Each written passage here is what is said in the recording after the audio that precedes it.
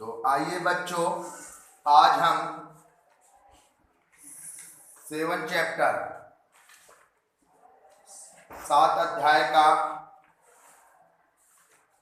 7.2 से मुख्य, या अभी कुछ दिन पहले हमने दूरी का सूत्र लिखवा के दूरी के सवाल लगवाए थे आपको, है ना।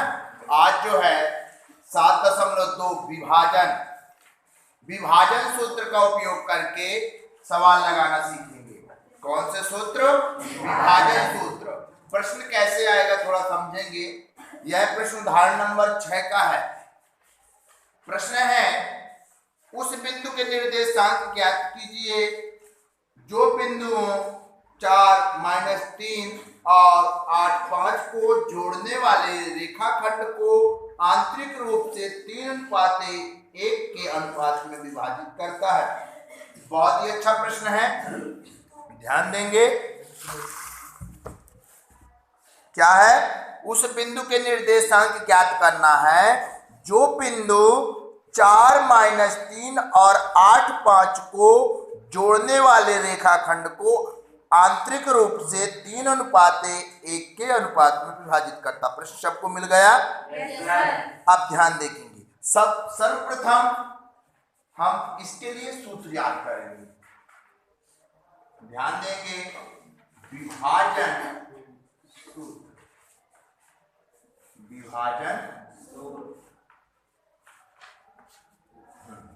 देखो बच्चों, विभाजन सूत्र m1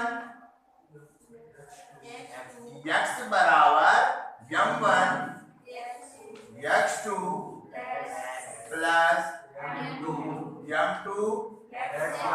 x1 बटे m1 प्लस m2।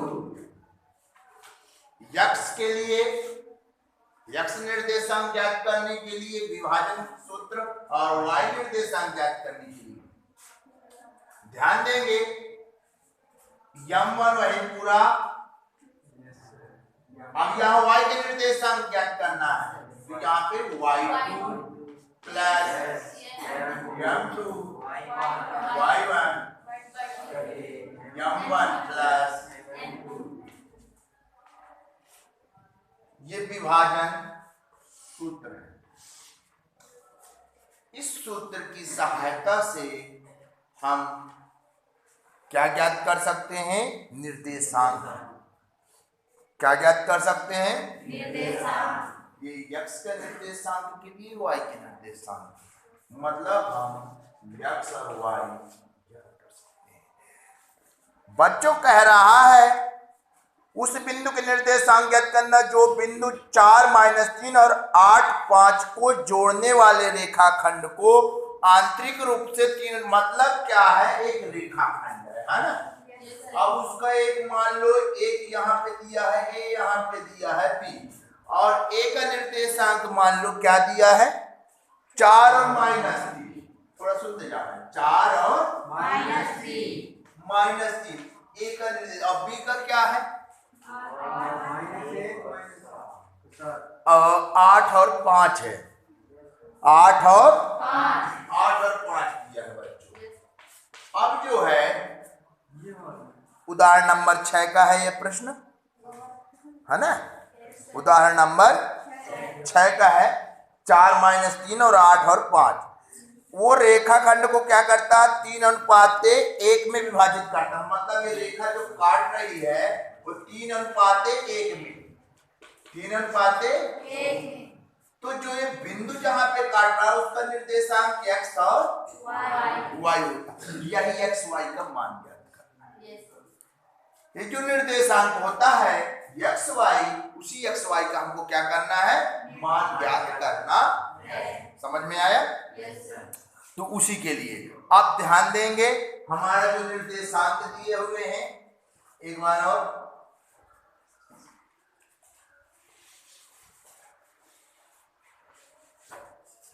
तो क्या दिया है? a बराबर क्या दिया है निर्देशांक हमारा? और -3, और b का निर्देशांक क्या दिया है बच्चों? 8।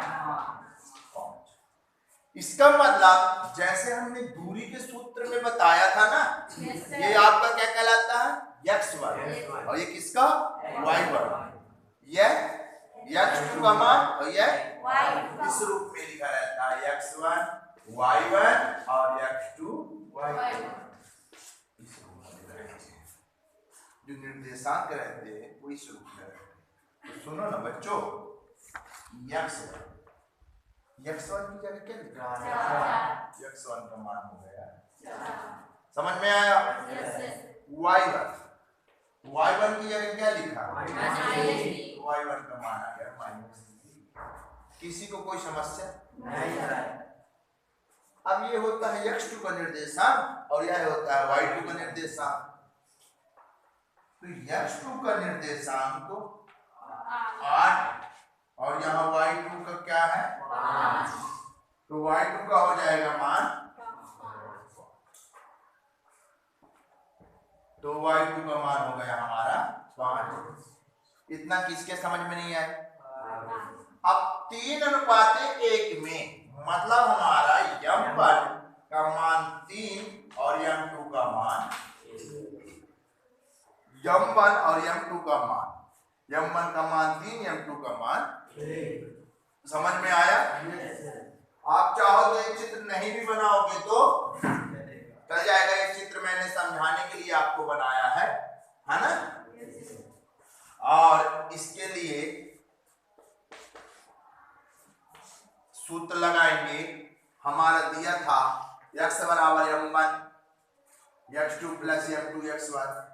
ये कुछ नहीं करना, ये जो मान हमने निकाला है वह मान जाके इस सूत्र में रख देना। बहुत ही सरल है। अगर आपसे ये मान निकालना समझ में आ गया कि क्या x1 है, क्या y1 है, क्या x2 है, क्या y2 है, m1 क्या है, m2 क्या है, अगर इतनी बात अगर आपके समझ में आ गई बच्चों, तो सूत्र में जाके मान रख दीजिए और आपका आंसर आ जाएगा। बिल्कुल 3 नंबर का 100% आपके एग्जाम में आने वाला प्रश्न है। देखेंगे x बराबर, सूत्र पे ध्यान देंगे। सूत्र चाहे तो एक बार और लिख सकते हैं, लेकिन अपन ने ऊपर लिख दिया है ना एक बार, तो हम यहाँ पे सिर्फ मान रखते हैं, ठीक है ना। हम क्या रखते हैं, सिर्फ यहाँ पे मान। तो बच्चों m1 का मान क्या है 3, तो लिखेंगे 3, बीच में कोई निशान नहीं, मतलब देखा। x2 का मान क्या दिया है 8 लिख दिए, बीच में निशान। m2 का मान बीच में गुणे x1 का मान 4 लीजिए बच्चों। और m1 प्लस m2 मतलब 3 प्लस 1।